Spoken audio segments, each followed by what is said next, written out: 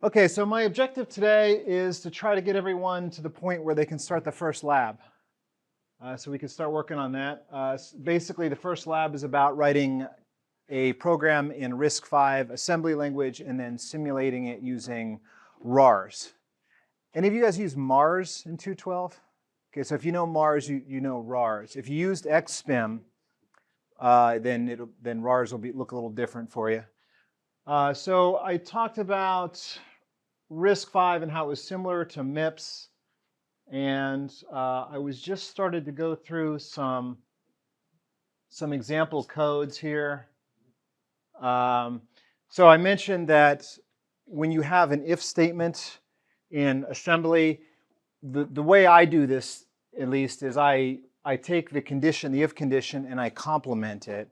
And that way, if the complement of the condition is false, then the branch will fall through, meaning the branch isn't taken. If the branch condition is false, then nothing happens. The branch is effectively treated like a no-op. So what ends up happening is in this case, I'm going to see if A is less than B. So I load A into S1, load B into S2, and then I check to see if S1 is greater than or equal to S2, which is the opposite of being less than, right? And that way, if the complement of this condition is false, that means that the original condition was true, and then I can fall through the branch into a section of code that would comprise the true portion of the if statement. And then at the end of that, you have a branch to exit. So you just skip the else part. And then in the branch, if the branch is taken, it would mean that if the complement of the if is true, that means that this if condition was false. And so I would branch to the else part, right? So I'd skip the true part and then just proceed through. Does that make sense? So the advantage of this is I can keep the true part, the true block on the top and the false block on the bottom, and I only have to define one label, which is for the else part of the if statement, right? Now there are other ways to structure that, but generally speaking, it's going to require additional instructions to do that. Okay? Any questions? And you may have to, move the else part up to the top. Okay, so another thing that you may not be used to is that in RISC-V and in MIPS, there's no way to index. There's no index register field. And what I mean by that is you have to have, when you walk through an array, which you commonly have to do, you have to basically compute the starting point of the array, the starting address of the array. And then you have to, in order to walk through the array, in order to index the array, you actually have to add the offset directly to that original base address of the array. In other words, you calculate the base address of the array, and then you have to destroy it by adding to it in order to walk through an array. There's no way to basically say, I want to load from this base address, but I want you to add the contents of this register to serve as an index into that array. Does that make sense? So for example, if I have for int I equals 0, I less than 100, I plus plus, and I want to walk through this array of vowels and accumulate the values in there, there's no way to say vowels in the assembly code with an index. Can't do it. You'll get an error if you try to do that. It won't even translate that into a pseudo instruction or anything. It'll just say, nope, no index registers. Some instruction sets do have index registers, but RISC-V doesn't, and this is awful. I hate this. So the only way to get around this is to use a load address instruction, which is a pseudo instruction, and in fact, I showed you that last lecture. It ends up expanding into multiple instructions in order to initialize, in this case, x2 with the base address of vowels. Okay, so vowels is defined as an array inside the program, and it's in the symbol table. But that vowels is the beginning of the array. It's the base address of the array. So once I have that base address in x2, I can load from x2, but when I want to go to the next element, I have to add to x2. I have to wipe it out. You have to basically increment the base address. There is an offset you can specify, but that offset is a constant. It's not a variable, right? So you can add an offset here, but you can't use a register for an offset. You have to use an immediate value as an offset. Does that make sense? So basically, walking through an array requires that you set up a base address and then you add to that base address, and then if you want to go back to the beginning of the array again, you have to, restore it again, right, with a load address. Make sense?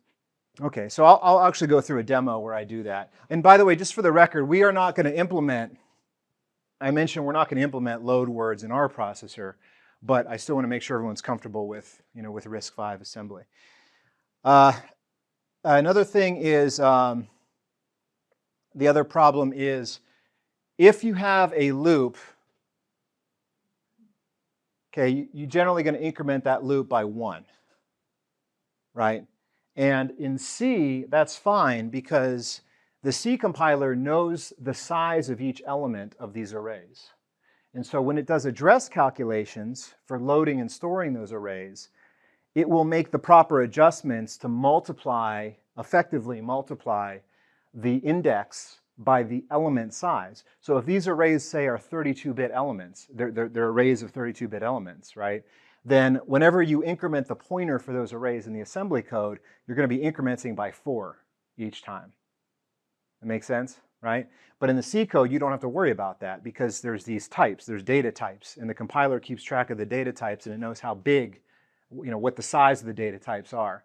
But in your code, you have a choice. You can either change the code to where I is no longer incrementing by 1, but it's incrementing by, say, 4, assuming that's the size of the elements, right? And then you correspondingly have to adjust your iteration limit by multiplying that by 4. That's one option, right? In that case, you're going to basically use I as your index, right? Another option is to independently control your loop counter and your addressing. So in this case, the way I did it is I have I set up in T0. So I've decided T0 is going to be my I. So I initialize that to 0, and then at the very bottom of the loop, the last thing I do before I loop back to the top again is I increment T0 by 1. So that's my I++, right? However, notice over here, I take T0 and I shift it to the left by 2 bits, which multiplies that by 4. And puts the result of that into T3. So T3 is now going to keep track of how far from the beginning of that array I am. And then I'm going to add T3 to T1 and put the result into T4. So in this case, I actually maintain the original base address of the array in T1.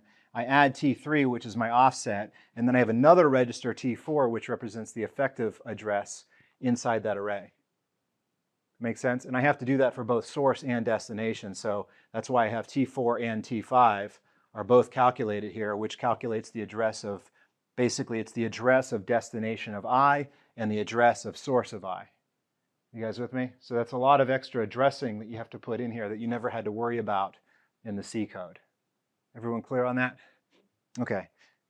Once you get used to doing it, it's not a big deal, but when you first start writing the code, it can be tricky. Yeah, another thing is, I mentioned this last time, but you have to allocate registers manually. It's too bad that this isn't done for you. I think in theory it would be possible for you to write assembly code and just use symbolic register names and then have the assembler actually map those to physical registers for you, like NVIDIA PTX does. But in RISC-V and in MIPS, you have to manually do this register assignment, which means that you have to decide for each variable that's alive at each point in your code which register it lives in. And typically it becomes alive when you load it from memory, and it dies when you store it back to memory. And in between those two times, that register is alive. So between that load and that store, T1 is going to be, T0 is going to be associated with B, right? And then of course after this block of code, I can recycle T0, right? Problem is it's very easy to lose track of what register is holding each variable. So the easiest way to track that, I think, is through comments. But you have to be careful that you have to keep in mind that even then, the comments only represent the mapping at that particular point in the program, because those registers, of course, will change and represent other things at other parts of the code. So I usually just use comments. Comments in RISC-V are denoted with a hash mark, right? Number sign. Sometimes in assembly, you'll see it's semicolon, depending on which assembly language you're using. Any questions? Okay. Okay, and then another annoyance of mine is that whenever you do a comparison, it's very common that you want to compare against a constant. You know, but you can't compare against a constant. You can only compare two registers. You can't say branch of less than if x0 is x1 is less than 0, right? Now, luckily, register 0 always has 0, so you could have just put x0 here and it would have been equivalent. But if you wanted a branch of less than 10, for instance, so this was a bad example, I should have put 10 there, right? But you can't say, is x less than 10 if it is branched exit? You would have to initialize another register with 10 and then do the comparison with that new register. And so in that case, it's really kind of annoying because this x2 only has a lifetime of essentially 2 instructions, right? You initialize it and use it in the branch, and then you're done with it, right? But you have to do that in order to compare against the constant. You would think that the assembler would do that for you, that would treat, expand that as a pseudo instruction, but it doesn't, at least not the one that we use. Okay, so this slide, this is probably too early to show you, but just to give you kind of an idea of where we're going. In this class, we are going to implement a subset of the RISC-V instructions. In Lab 3, we're going to add all the arithmetic shift, comparison, load upper immediate, and this CSRRW instruction. And then Lab 4, we're going to add the branch and jumps. Okay, but again, like I mentioned earlier, we still want you to be comfortable with RISC-V in general, not just the ones that we're implementing. Okay, so then I have some slides here with kind of a list of all the instructions that are good to know, and then that brings us to the lab. So let me go ahead and run through a demo, just in case some of you might have not seen RARS or MARS, and or if you've forgotten about it. So let me see if this is going to be a little tricky. Do you post the slides? Yeah, the slides are online. The lectures are online. I haven't posted the first lecture yet. I still need to process it and render it. I'll have that done tonight. Where are these slides? They're on Dropbox. In fact, it's a good segue.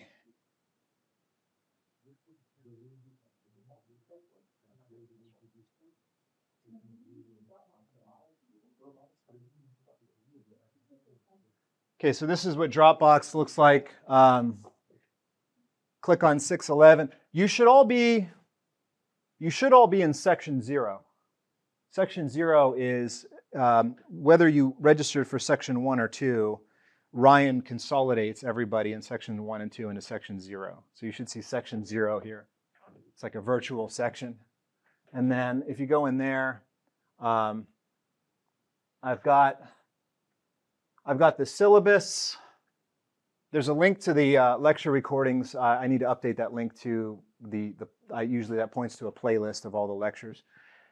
The syllabus, and then I've got 2 versions of the RISC ISA. One of them we made, and it includes just the instructions that we are using in the class. And then this one is the official version that's a complete instruction set architecture that's much more detailed and thorough. Generally speaking, students refer to our version when they're designing their CPU and also when they're doing Lab 1. There's also a RISC-V reference card that's like a single page reference card. I don't use that personally, but you might find it helpful. I've got some example RISC programs on here. I used to do really long drawn out demos. I did a demo where I wrote a program that calculates the sign of an input using a Taylor expansion. And then I have the C version of it, and then I convert each line of the C version into an assembly version where I put every C code. Hey, how's it going? Every line of C code is in a comment, and then the corresponding assembly instructions are in there. And then I also have a merge sort that I wrote in C, and then I converted that to assembly. Unfortunately, I have them in the slides too, but it takes way too long to go through those long examples in class. So if you're interested, you can check those out and test them out. There's also a spreadsheet on here, which I'll talk about later, that will help you debug Lab 1. I made this Excel spreadsheet that performs the algorithm, the binary search algorithm for Lab 1. Then there's the DE2 115 user guide. That's useful for when you start putting designs on the board. It shows you how the 7-segment displays are mapped to the pins and excuse me, stuff like that. Then I have some exam 1 example questions and exam study guides on here, and these are from previous semesters, but I just left them on there since they'll be useful. And then there's a link to download RARs.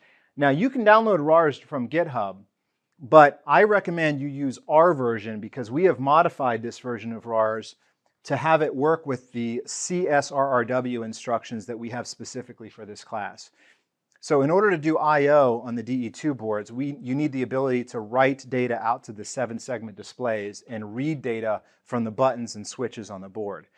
The base version of RARs won't do that because it doesn't know what the hell a DE2 board is. So we modified RARs and we added I/O registers specifically for the components on the board that we're using in class. So the advantage of this is that you'll be able to actually test exactly the code you run on the FPGA in RARs. If you don't use our RARs, you're going to have to replace, temporarily replace the input and output instructions with like load immediates, right, and stores.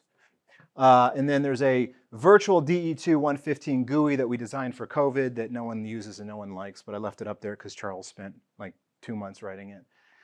It's supposed to be a virtual version of the board. And then there's also a user guide for that. And we also have a virtual image here. So my student Charles built a virtual machine for this class, specifically for this class. It has a Cordis on it. And there you can, if you want to do some work at home, you can build an image. In fact, that's the one I'm using. I'm about to show it to you. Anything else there? Slides, yes. Yeah, actually the question you asked. Yeah, slides are linked right here. I put the relevant textbook sections that we're covering. So if you look in your textbook, sections 1.1 to 6.6 cover instruction set. It's MIPS instead of RISC-V, but they're very, very similar. It covers, instruction set encoding, and it covers a lot of the stuff I talked about with how to convert C and high-level language constructs into assembly language. It's in those sections. The labs are linked here. I'll also have a thing in this table that'll have a submission link for the labs, where you can submit it and also get your grade and feedback for the lab. And then we'll generally have 1 quiz a week. I haven't posted one yet, but very soon I'll have a quiz on there and you'll have a week to take it, and then I'll link the lecture video. Make sense? Okay. All righty, so let's go through a demo. So I have a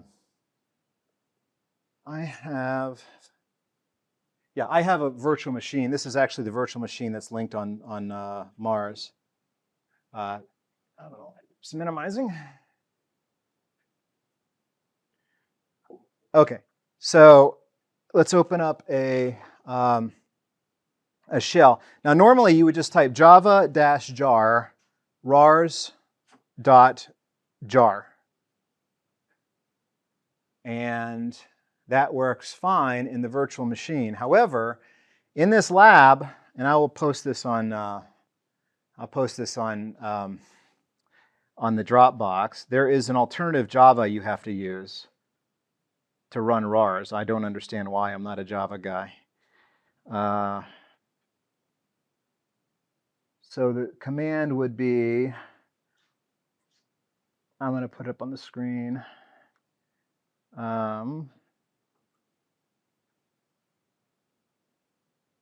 You would do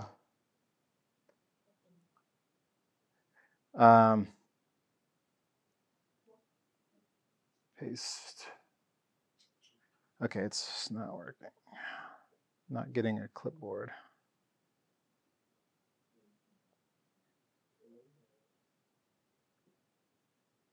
Hold on 1 second.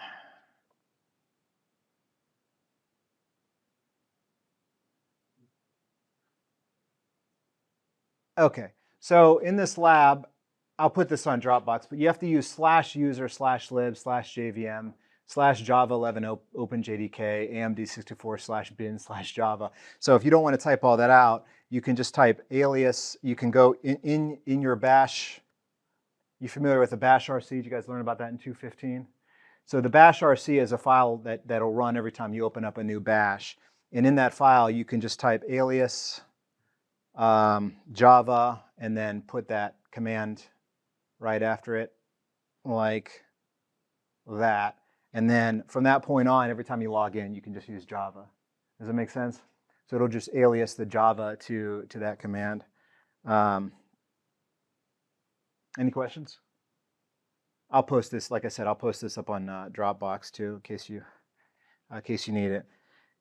Okay, so let's go back to RARS. Okay, so RARS has got an editor over here and it's got a simulator over here. There's these two tabs. So if you want to edit, you can just hit the File New button. And so I'm just going to walk through a really simple sorting example. So I'm going to define a data section with .data, and then I'm going to say vowels, and then I'm going to say word, and let's put something like that, 5, 4, 3, 2, 1. So this is actually going to create vowels colon rather. So this is going to create an entry in the symbol table that is for vowels. So if I reference vowels in the code, it'll translate that reference into a pseudo instruction that'll load the base address of vowels as a constant. Okay, and then that 54321 is just putting 54321 in there as words. In this case, it's 32-bit words. So it's an array of 5 elements. And then you can create a text section, which is where your code's going to be. And then it used to be you'd have to define a main label, and that would be the entry point of your code. But in RARS, it actually doesn't work. It just ignores the main, actually, and it'll start executing at the beginning of your text segment. It's kind of annoying, because that means that you can't put like subroutines above your code, which is probably a way around that. I just haven't figured it out yet. So you don't really need a main label. So let's say we want to do basically a nested for loop. So we want to go through those values in a nested way. Also, is there a way I can say n define that as EQ? Yeah, so you can use this .eqv as a way to create a define. So I'm going to put 5 in there, right?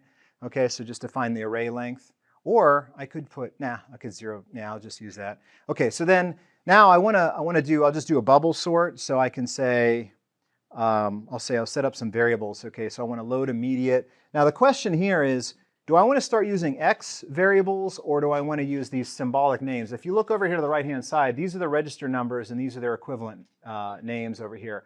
Oh, by the way, since we're over here, if you go over to control and status, if you look down here, you see IO0 through IO3. Those are the special IO registers that we added specifically for this class. Those aren't normally, you're not going to see those in RARS. And then you've got floating point registers over here. We're not going to be using those. This registers tab are all just your general purpose registers. You can see that they have initialized the stack pointer for you, though, if you want to use the stack, and that's register 2. You can overwrite that if you want, if you don't want to use if you're not using the stack. Everything else is initialized to 0, and you have the program counter here at the end. And if you look at the program counter, you'll see that the value in there is, I think, 400,000 in hex, and that's the entry point of the text section. So whenever you put this .text, it's going to start allocating those instructions starting from that entry point. Okay, so let's go ahead and set up some registers. I'm just going to use the X values.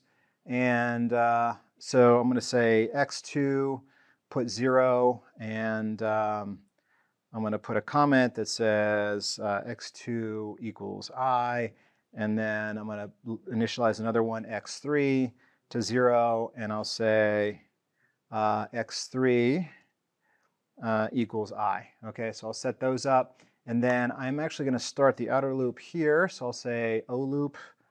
Okay, so after initializing the I, I'm going to start the body of the outer loop. And the first thing you want to check here is whether you should stop looping, because the for loop is a pretest loop. So I want to check to see if branch. Now what am I checking? I want to see if X2 is greater than or equal to some value.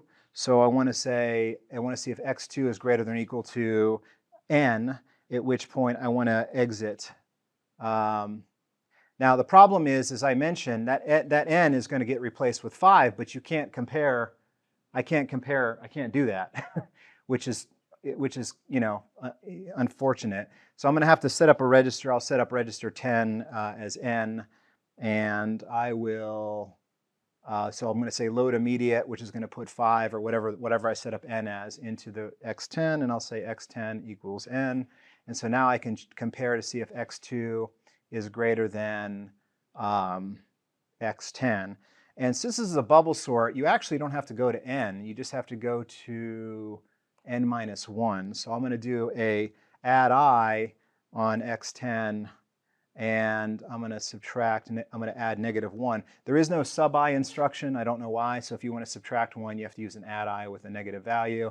And now I'm going to reformat these comments so we're in columns here. Now, if you want to get really crazy with the formatting, you can actually put every register into its own column. I know Charles used to do that, my former student. I don't like it. Okay, so then what do we want to do next? So we want to check to see if we want to exit the loop. If not, we're going to proceed, at which point we want to start the inner loop. So I'm actually going to move, let's see, we're going to make x3 is going to be our J loop. And I'm going to move that up. And so I'm going to check to see, I'm going to have an I loop here, and then I'm going to see BGE x3, x10, exits, and I need a different exit for this. So I'm going to say, let's see, if I want to exit the inner loop, I should just go to the beginning of the outer loop, right? So I can just go O loop, right? All right. And then I just have to do 2 load instructions at this point. So I'm going to say load, let's say x4. I'm going to get word. Oh, I need a base address for word. So up in here in the initialization section, I'm going to say load address. Let's say, let's do x11 will be word. And so I'll say x11 equals address of word. And then I need to do a load instruction. And so I'm going to load basically from x11. But see, now the problem is that I'm always loading from the base address. So I need to be able to add an index to that. So what's the index going to be? Well, basically I'm going to use x3 as my index. So I'm going to have to, first of all, shift left logical x3 by 2, and I'm going to put this actually into x12, okay? And then, so I'm going to then load from x12, right? So I'm going to take, oh, sorry, I'm going to do that, and then I have to add x12, x10, right? So I'm going to take my J counter, which is counting up by 1 each trip through the inner loop. I'm going to multiply it by 4 by shifting it to the left by 2 bits, and then I'm going to add that offset to the base address of the array, which is x10. I'm going to put that into x12 and then load from x12, and then I'm going to load the next element from x12, which is going to be offset of 4, so I can apply a constant offset there of 4 to load the next one. And then I want to check to see if they should be swapped. And so I'm not going to swap them if x4 is less than x5. That means they're already properly sorted, in which case I'm going to go to skip. And if I don't skip, then I'm basically just going to store these guys back in opposite order. And basically going to swap these indices and convert these to store word instructions. All right, and then I have my skip here, at which point I will add 1 to my inner loop counter, which is x3 at 1, and then branch to I loop. Make sense? And then my exit is down here. So I think that's it. So I'm going to save it as RISC. You have to save it before you can assemble it. So I'm going to save it as RISC1.asm and then try to assemble. The assemble button is up here. And I have an error. So line 3, column 4, I've got too few operands. So I think it's, I can't remember how to do this equivalent. So if you go to help. Oh, it's after? Okay, so it's a directive, right? So EQV, substitute, first operand is symbol, second operand is expression. So basically, instead of putting it before, yeah, so you pretty much go EQV, and then I say, whoops, and then I say N5, I guess, N comma 5, something like that. I think that's it. Yeah, that seems to be good. 2 operand is of incorrect. Oh, yes. Oh, this is a difference between RISC and MIPS. So in MIPS, this would have been fine. But in RISC, whenever you use a shift instruction, it's assumed that the shift amount is in a register, which in MIPS, you would have had to use a shift left logical variable instruction, SLLV. But in RISC-V, you have to put an I there if you use a constant shift amount, which is hard to get used to if you've been doing MIPS for a long time. And then this should not be word. This should have been vowels. Sorry. Not word. It should have been vowels. That word is the directive, not the symbol name. All right. Anything else? There we go. So we got it. Okay, so you can see now, once I assembled it, the right-hand column is the assembly code. The column to its left is also assembly code, but it's the machine assembly code. So you can see, for example, this the load address got translated into 2 instructions, an AUIPC and an ADDI. Oh, by the way, if you go to help, I think you can look up all the, yeah, it has all the instructions here. So if I want to look up that instruction, AUIPC, add upper immediate to PC, set T1 to PC plus an upper 20-bit immediate, right? So you can figure that out. We're not implementing that instruction, so you don't have to worry about it. We are going to implement the load upper immediate instruction, though, which is kind of similar. Okay, so back to here. So you think this will work? So you can step through it, watch it go.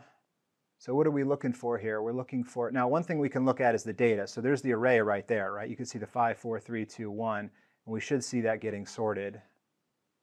Oh, we got an error here. So So in this case, we got, notice that it switched my register window to control and status, and it changed this register called UT-val, and this register is, and I know it changed it because it's highlighted in green, which means it was updated as a result of the last instruction executed, and that's the value associated with the cause. So what's happened now is that it's generated the cause is referring to an exception that's occurred. So this is a memory exception. So evidently, I loaded from an invalid memory address. So to diagnose that problem, I can go back to my registers window, and I can look at register X12, which is the address that I'd be loading from here, because the base address is 12, the offset was 0. So if I go to 12, I can see that for some reason 12 is 4. 12 shouldn't have been 4 because I should have added it to 10, and 10 was supposed to be the base address of my array, but it wasn't 10, it was an 11, that's why. So I had, see how I confused that? So I thought my base address was in register 10, but in reality, register 10, I was using that for n, or actually n minus 1, right? I was using register 11 for the base address, so now I have to go and adjust that. So when I calculated the effective address here, I should have used 11 down here, right? So this should have been 11. I should have shifted my counter by 2, added the counter to the multiplied version of the counter to register 11, put that into 12, and then 12 was my base address. So that should fix the memory exception. I have to reassemble that, and I'll start stepping through again and see what happens. Okay, so check it out. I've already got some activity here. So 4 and 5 have just been swapped. And look at that, 3 and 5 has been swapped. So I can see some bubbles percolating up here. And 2 and 5 were swapped. And 1 and 5. So 5 was the first element in my array, but it was also the highest value, and it's already propagated all the way down to the last position. So I've already sorted 5, one element. Unfortunately, I got to get this 1 up to the top position, and that's going to require me to get through my outer loop to make that happen. But as time goes on, that 1 is going to work its way up. 2's already worked its way up. 1's got one more position up. Let's see. Now, let's see. There we go. 1 just worked its way up again. We're almost there. And come on, buddy. Yep, there it is. It's sorted. 1, 2, 3, 4, 5. Let's see if it exits gracefully. You going to exit, buddy? No, I think I screwed up the exit condition. Yeah, it didn't stop. Yep, I screwed up the exit. You know what I forgot? I forgot to increment I bet. Yeah, that's exactly what I did.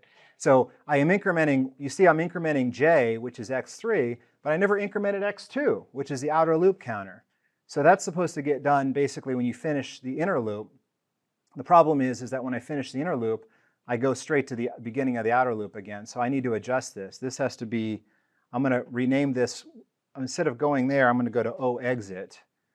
And then down here, I'm going to have O exit, at which point I will add my x2, x2, 1, and then I will branch to O loop. There we go. That should fix it, hopefully. Cool. Now notice that I have B instead of J. If you're used to MIPS, that would have been a J instruction jump. For some reason, RISC-V guys decided to change J to B, which is kind of strange because branches are supposed to be conditional and jumps are unconditional. So why in the world would you have an instruction that's an unconditional change of control instruction? Why would you make it B for branch? That makes no sense. I don't know why they did that. Dumb. But anyway, you have to get used to that. You may end up, like I said, if you put J there, it'll give you an error. Okay, anything else? Let's see, did I mess that up though? Branched I, this would go to O exit, increment, okay. So now I'm going to assemble this, I'm just going to run it and see if it exits. There it goes. See, it says program is finished running, and I look at my array and I see it's been sorted, 1, 2, 3, 4, 5. So it looks good. Any questions? Yes? So if there's no more jumping, it's just branch. Do they still have branch and link? Yes, yeah, but it's BL instead of, so it used to be JL, jump and link, now it's just BL, branch and link. Yeah, I believe. Let me double check that, make sure I'm not giving you bad information here. It's branch J. Oh, no, there is a JL. I'm sorry, it is JL. I'm sorry, I'm thinking of ARM. I'm sorry, I just wrote a book on ARM. ARM is BL, branch and link. Yeah, sometimes I get RISC-V and ARM and MIPS mixed up. Yeah, JL, it is JL. Yeah, I don't know why it's, I think maybe the reason they use B is because, does that get translated into like branch if equal x0, x0 or something? Let's see what that looks like. Let's check it out. No, it actually gets translated to a jump and link with x0. So they do a weird pseudo instruction translation here. Okay, any questions? You guys all okay with that? Okay. Like I said, I've got a bunch of different examples in the slides and on Dropbox if you need some extra practice. And if you have any questions, let me know. And again, just to clarify, there's no jumps on our processor, but I use loads in our processor, but I use loads here just because it's a simple program to implement. Oh, one other thing I forgot to mention are system calls. So if you want to read from the console, it's real easy. If you go over to the help section again and you go to syscalls, they have a list of system calls here, and they tell you how to use them. So if you want to read from the console, for instance, or if you want to print an integer, you just load a register with the system call number. A7 is the system call number, right? And then you call eCall, right? So this would put loads 1 into 7, that's the system call, and then A0 is the number you, in this case, you want to print because you're printing a value, right? And then you call eCall. You guys with me? So for instance, if I want to do that, if I wanted to print, let's say at the end of my program, I wanted to print something, like I wanted to print, I'll do a load immediate, V0, and, sorry, where's that help? Go back here. If I want to print, A7 is loaded with 1, and I want to A0 is the value I want to call. So I will say, so A7 is, I'll put a 1, that's system call 1, and then I'm going to move. Can I write move, MV? I'll move into A0, say X2. X2 was my I. That should be the final I value. And so because I was going to 4, that should be 4. It should print a 4 there. And then eCall will print it. So you save that, assemble it, and then if I run that, it should print 4. There it is right there at the bottom. You see that? it prints for. And then there's another system called it reads an integer. So if you want to read an integer, it's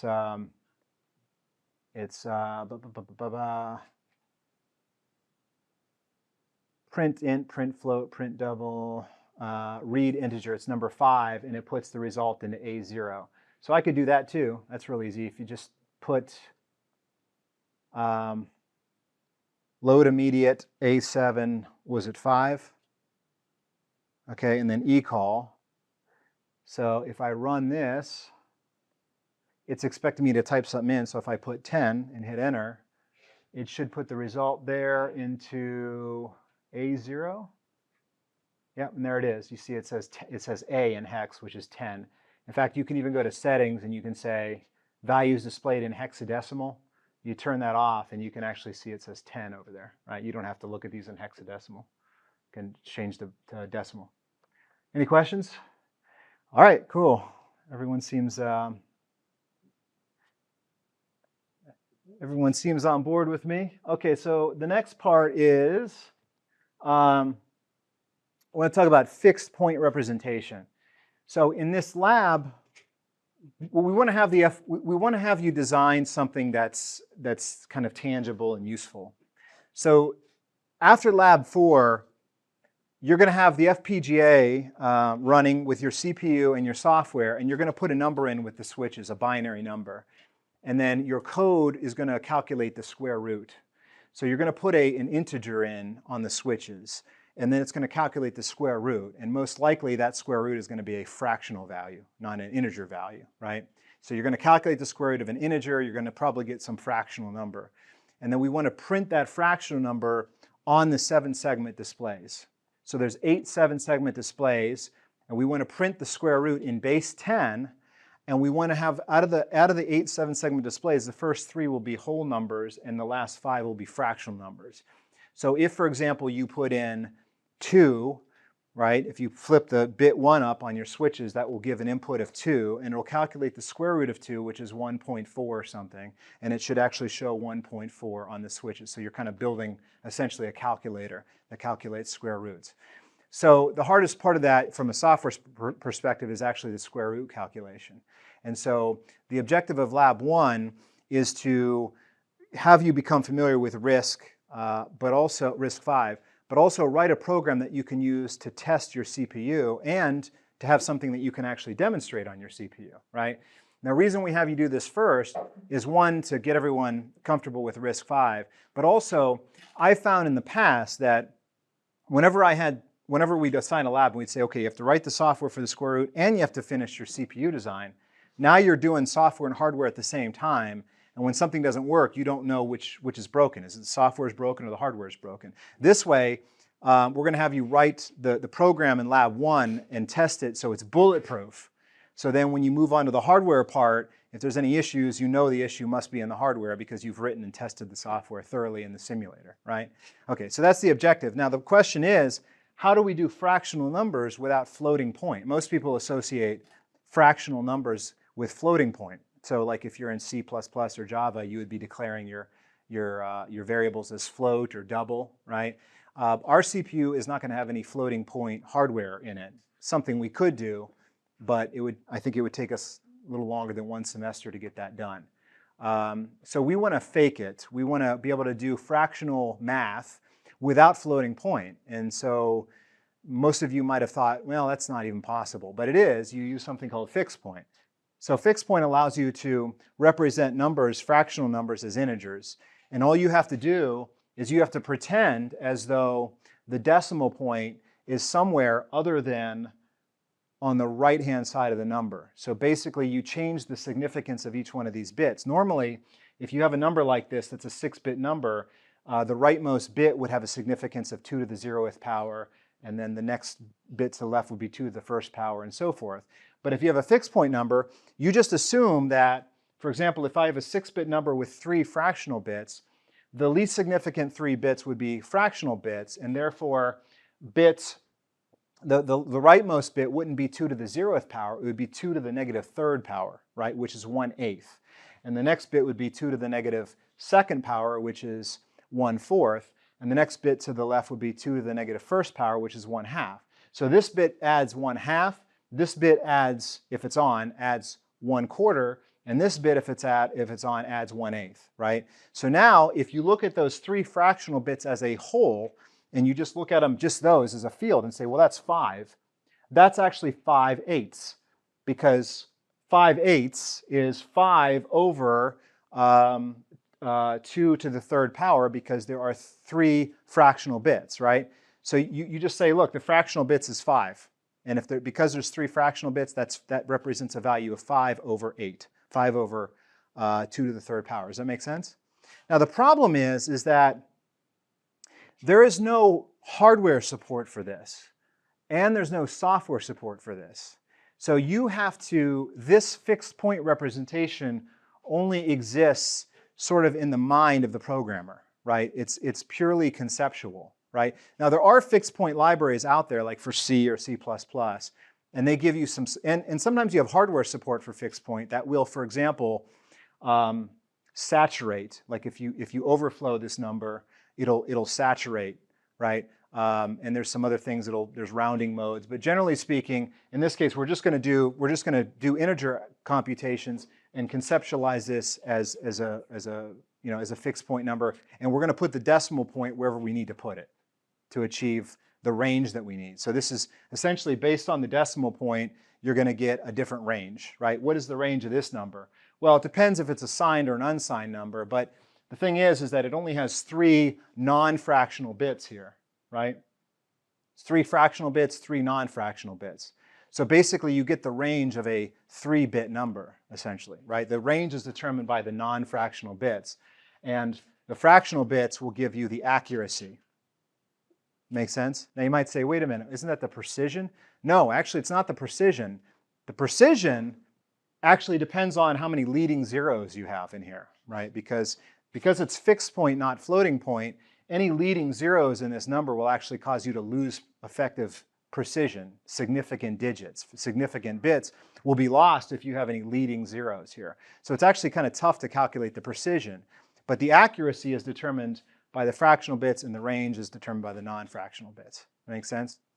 So generally speaking, you're going to set as many fractional bits as you can get to achieve whatever range you need to have. So digital audio, for instance, like you have in an MP3 file, is stored in a 16-bit format where 14 bits are fractional, because the idea is that an audio file only has to have a range of -2 to +2, right? And they want to have 14 bits of accuracy, right? So because audio can have a constricted, restricted range.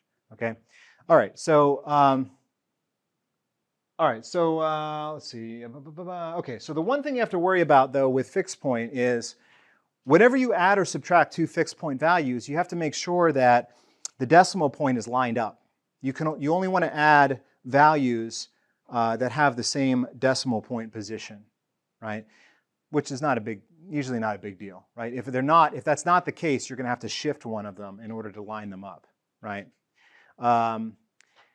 However, when you multiply 2 fixed point numbers, that creates a little bit more serious of a problem.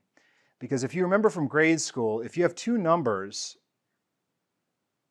and they have fractional digits and you multiply them, the number of fractional digits in the product will be the sum of the fractional digits in the 2 operands. Okay, so if I say 2.5 times 2.5, right? It's like you have to do 25 times 25, and then you have to set the decimal point in the result to have 2 digits, because each of the operands had 1 digit each. You guys with me? Okay, the same thing happens here. If you multiply 2 fixed point values, the number of fractional bits will change in the product, and it will be the sum of the fractional bits in the 2 operands. So usually, whenever you multiply 2 fixed point numbers, you have to shift the product to the right the number of bit positions that were in the operand. So if I have 2 values, let's say one has 5 fractional bits and one has 4 fractional bits, the product will have 9 fractional bits, and generally I will have to take that product and shift it to the right to readjust the decimal point, right, how many fractional bits the product has. So for example, in this lab, we're going to set the number of bits to the left of the decimal point based on the maximum value that you can put in as an input, right? So the DE2 board has 18 switches at the bottom of the board. If we treat those 18 switches like an integer value that we're going to input into your program, that means that we have to have 18 integral bits. Now, since it's a 32-bit processor, we can leave the remaining 14 bits that are left over as fractional bits. You guys with me? Right? So that way we can have, now what is the accuracy we get with 14 fractional bits? 2 to the negative 14th power. So we can calculate our square root then within 2 to the negative 14th power accuracy, right? Now then we have to convert it to base 10 and put it on the DE2 board, in which case we need an accuracy of 10 to the negative 5th power on there, which is actually a smaller number than 2 to the negative 14th, but that's okay. That means that the board will display a value that's up to 6 100,000ths off, 6 times 10 to the negative 5th. So you'll lose, you may not get exactly, you might not get exactly the square root you're expecting, but you might be off in the least significant digit. But anyway, the point is that we're going to use a 32-bit format with 14 fractional bits. And so when you read the input in from the switches with the CSRRW instruction, you just have to simply shift that value to the left by 14 bits to insert dot, 0.000000, right? 14 zeros, right? The problem is that the square root algorithm we're going to use is going to require you to have a solution, a proposed solution, a guess, that you're going to have to square in order to see how close you are to the real solution, right? So when you take a value with 14 fractional bits and you square it, you're going to get 28 fractional bits, right? And the problem is that only leaves 4 bits left over to actually have as non-fractional bits. And we need more than 14, we need more than 4 bits. We need we need 18 bits rather, right? We need 18 bits in order to compare with the input value. We need 18 whole bits, right? But luckily, RISC-V, just like all architectures, assume that if you multiply an integer register, you should have access to twice as many bits in the product as you had in the operands. So I don't know if you guys remember, but in MIPS, the way they implemented this was whenever you did a multiply, they had a special register called high and a special register called low, which would give you a 64-bit product, but then you had to move those special registers into a general purpose register. RISC did away with that. The RISC guys were like, oh, that's absurd. We're not doing that anymore. No high and low register. Instead, there's actually 3 multiply instructions. There's a regular multiply instruction, mul, which gives you the lower 32 bits of the product. And then there's a mul-h instruction that gives you the upper 32 bits of the product. So in order to generate a 64-bit product, you have to call 2 multiply instructions, right? There's 2 separate instructions. However, if you want to do an unsigned multiply, then you have to use the mul-hu, which gives you the upper 32 bits, assuming the operands were unsigned. As it turns out, it doesn't matter whether you do a signed or unsigned multiply, the low half of the product will always be the same, but the upper half bits will be different depending on if it was a signed or an unsigned. In this project, we're obviously doing an unsigned multiply, so you guys are going to be using a mul instruction combined with a mul-hu instruction in order to generate the 64-bit result, right?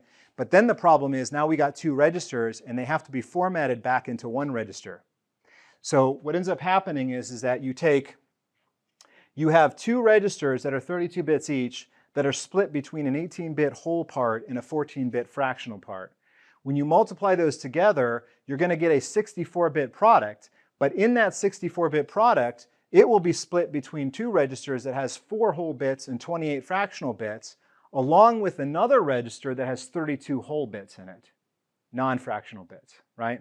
So now the question is, how do we take these 2 registers and convert them back into the original format, which is 1 32-bit value with 14 fractional bits? How do you do that? We have to do a little bit of bit twiddling here, right? Which means basically you take the low half of the product and you just simply shift that 14 bits to the right. What that'll give you is 14 zeros that were shifted in on the left side and 18 fractional bits on the right-hand side. 14 fractional bits plus 4 non-fractional bits that will be adjusted to the right-hand side. Then you take the upper 32 bits, which are all whole bits, and you shift that 18 bits to the left. Now you might say, well, where did 18 come from? Well, that 18 is the 32 minus 14. It's like the complement of 14, right? So you shift that 32 bits, 18 bits to the left, which will give you 14 whole bits and zeros that you shifted in the right-hand side. And then you simply OR those together, and you end up with 14 whole and 18 fractional, right? So basically, the idea is that you have 2 multiply instructions. Then you have 2 shift instructions. And then you have 1 OR instruction, right? So in 5 instructions, you can complete this process by which you can multiply 2 of these fixed point numbers against each other and re-normalize the output correctly. You guys with me? One minor point, maybe the dark blue could be a little bit misleading because there are 4 whole bit at the right register with the 14 with the 18 bit again, right? As you started it. Well, there's the 32 bits, you shifted 18 bits to the left, that's going to give you 14 remaining bits. 4 from the other. Yeah, and you're combining it with, Like when you start. right, so you're combining it with 4 whole bits that were shifted to the right in the other register. Yeah, so what ends up happening is, so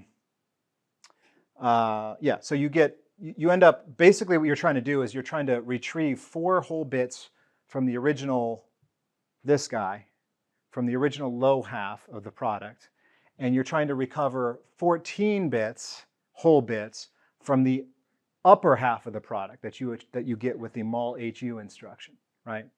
So, does that make sense? You guys with me? So basically just 5 instructions to perform this operation, okay? Now the problem is that when you're debugging this, you're looking, basically what you're seeing in your register file are just big numbers because RARS is not going to interpret these fixed point values as fractional numbers. They're always going to be interpreted as an integer, right? So you have to think of it as you have raw values and you have actual values, right? The raw values are what you're going to see in your registers. The actual values are what it's supposed to be interpreted as in its fixed point format. You guys with me? So you have to make that distinction. Okay, so how do you actually do square root then? Well, most people would do square root, I think. They would use a Newton's method. Newton figured this out hundreds of years ago. That's the most efficient way to do it. But the problem is Newton's method requires a divide. We don't have a divide instruction. So the workaround here is we're going to use a binary search. The idea behind binary search is that you basically just guess at the solution. You make a guess. And then you square that guess. And if the squared version of your guess is not equal to the value of which you're computing the square root, then you can adjust your guess based on whether the squared version of your guess is too high or too low, right? And then you repeat that process over and over again, and you'll eventually converge onto the right answer. Or at least you'll get as close to the right answer as you have accuracy, machine accuracy. In this case, the machine accuracy is 2 to the negative 14th power. So you'll get within 2 to the negative 14th power of the right answer, because that's the closest you can get. Make sense? Okay, so for example, if I guess 0, so basically we're solving this problem, we're x squared minus s, s being the input value, x squared is the solution. We're trying to find the root of x squared minus s, right? We're trying to find the value of x that when we square and subtract the original input, it should be 0, right? So you can guess 0. Just assume the answer is 0. And so then you can square 0, and square of 0 is 0. And probably, unless the user put 0 in as the input, that's probably going to be too low of a guess, right? So now that you know it's too low, because you can use the branch instructions to determine that, you know that you better add to your guess. The question is, how much do you add to your guess? What you add is you add a step Now the first step you take when you make your first adjustment should be half of the entire range of the possible solutions, right? So if, for example, I know the answer is between 0 and 4, right? If I know my answer is between 0 and 4, I can set my step to 2 initially, okay? So now that I know that 0 was too low of a guess, I'm going to add 2, and then I'm going to guess 2, right? Now let's assume my input is 2. I want to find the square root of 2, right? So my input is 2. I guess 0. 0 squared is 0. Obviously, that's less than 2. So I have to add my step, which is also 2. And if I square 2, I get 4. Well, that's too high. Now I'm way too high. But I'm going to have my step now. So now my guess is 2. I'm too high. I got to come down. I'm going to come down by 1 this time. So now I'm going to be 1. 1 squared is 1, which is, again, too low. I overshot. So I got to add. How much I'm going to add? This time I'm going to add 0.5. So now I'm at 0.5. I square 0.5 and I get 2.25. That's a little too high. Got to come down. So I'm going to subtract my step of 0.25. Now I'm at 1.25. I'm going to square that. I get 1.5625. Now I'm way too low. That was a really bad one. So now I got to add, but this time I'm adding 0.125. That gets me to 1.375. Square that, I get 1.8. Still too low. So I got to add again, which is half my step, 6.0625. Now I'm at 1.4375. I square that. Now I'm too high. I overshot. Now I'm 2.06. I subtract my step. Now I get to 1.40625. I square that and I get 1.9775. So you can see that I'm progressively getting closer and closer to the answer, to the input value of 2. I will either hit the answer, I'll either get to 2 at some point, at which point you have to bail out. So if s squared equals s, you got to quit. You don't want to keep going or you'll lose the right answer, right? Or you'll never get the right answer, which will happen if you don't have enough machine accuracy, which in our case, again, we can only get within 2 to the negative 14th power, right? So you may have to keep going. Now, when do you stop in that case? Well, you stop when the step is so small that it becomes 0. Eventually, if you keep dividing the step by 2, it'll become 0, right? You'll end up, because these are integers, so every time you divide by 2, you're rounding down. It'll eventually go to 0, okay? Now you might say, wait, whoa, I thought you said there's no divide instruction. No, there's not. There's no divide instruction, so you can't divide by 2. What's that? Sorry. Answer your question. You have to shift by 2, right? Or shift by 1. Shift by 1 bit to the right, that's divide by 2, right? Yeah, so basically the step will be half the possible. Now what's half the range? Well, if you put all the switches on the board up, that's going to be 2 to the 18th power minus 1, which is roughly 256K, right? 2 to the 14th power. No, 16K rather, sorry. 18, no, 256, I was right the first time, 18, yeah, 2 to the 18th power. 256K, which is like 262,000 something, right? If you take the square root of that value, it's 511.9999999, right? So basically the answer you get from squaring an 18-bit integer is going to be between 0 and just under 512, right? 1 tick below 512, right? Which means that your step should be half of 512. It should be 256. So your initial guess will be 0. Your initial step will be 256. And then you just follow that algorithm and you can converge on the square root. Make sense? Any questions about that? Yes? Why does shifting to the left divide by 2? I thought we were in base 10. No, we're not in base. So I'm showing it in base 10. This algorithm is all in binary. When we put this on the board, you will actually have to write another piece of code to do a binary to base 10 conversion for the board. But that's an easier program than this. But that will still use fixed point because in order to do binary to base 10, you have to be able to divide by 10 and also do a modulo by 10. And we're going to hack around that by, instead of dividing by 10, we're going to multiply by 0.1.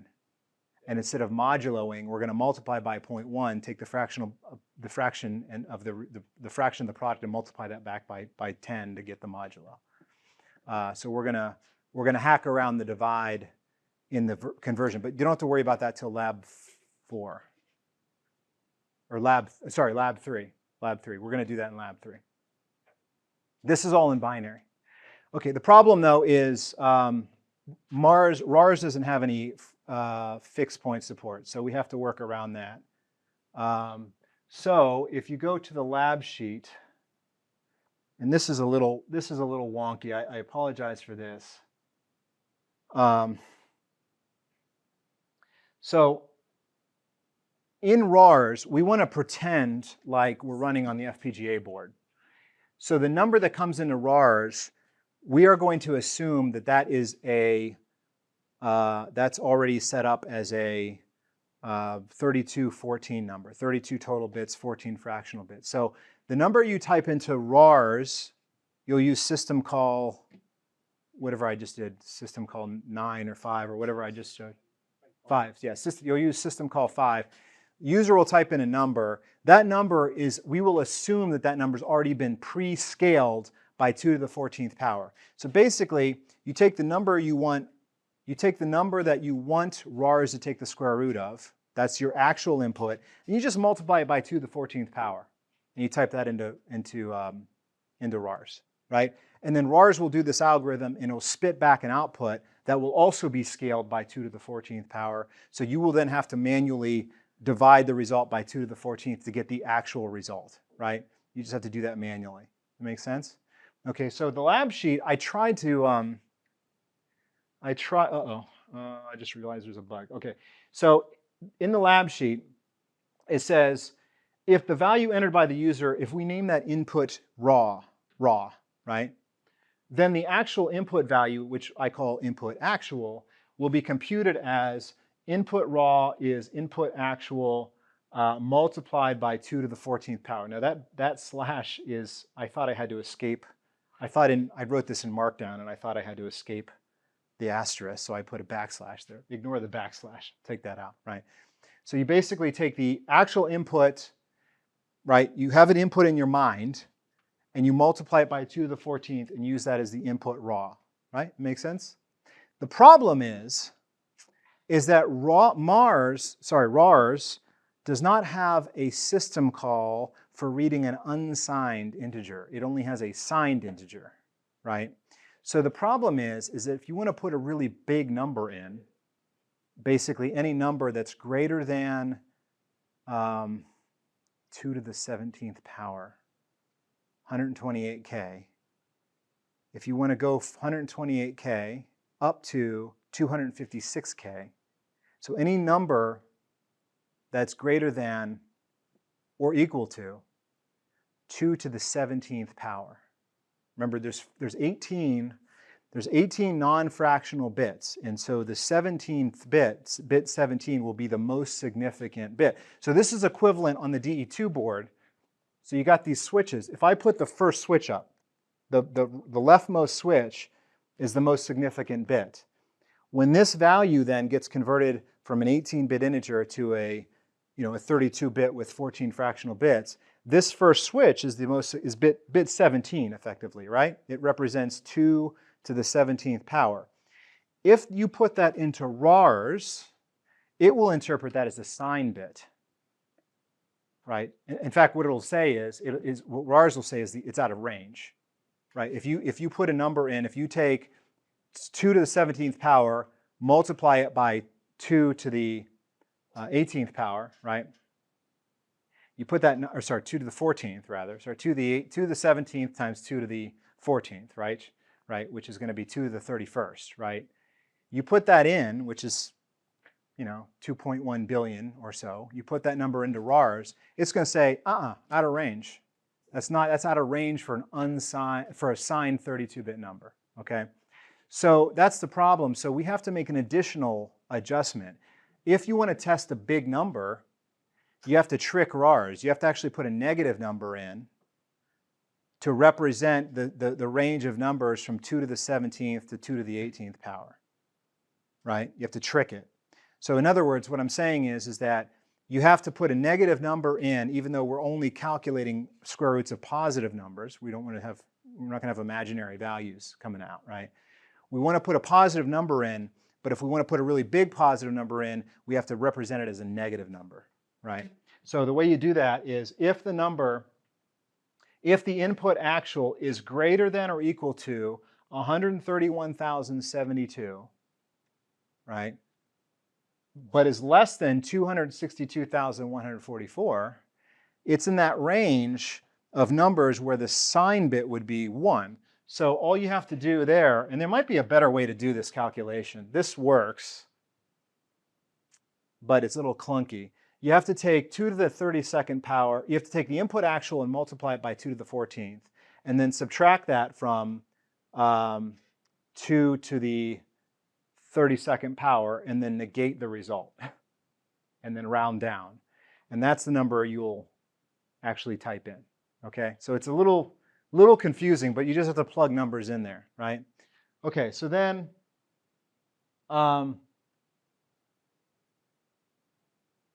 just about out of time here, but there's a corresponding thing to interpret the output.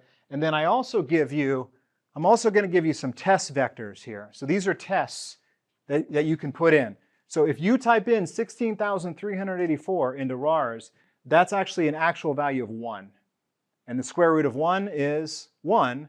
So it'll return to you 16,384. If you type in 0, you ought to get 0. If you type in negative 16,384, that's an input actual of 262,143, in which case the square root of that is 511.11998, which is an actual value of 8,388,591. You guys with me? So you can use this table to test your code. This is actually the test that I used last year when I tested the code. I actually wrote a script that just fed these inputs and checked for the resulting outputs, right? And you might say, well, this is a lot of work, but just to do square root. But like I said, it'll pay off once we get the CPU done, and you can actually build this calculator from scratch. Okay? Make sense? Okay. Yeah, so there's also pseudocode for your code. I put pseudocode in the slides too for the lab. I didn't get a chance to cover that. If you have any questions, let us know. And you'll have you'll have the next week lab to work on this. Okay? And this is one you can work on this from home too. You don't need to be in this lab to do this. You can download RARS, run it on any computer, even Mac, Linux, Windows. It all runs because it's in Java. You just need a Java virtual machine. But we're still going to treat this as a group project, right? So only one member of the group needs to submit it. And make sure you email me your partners. Okay?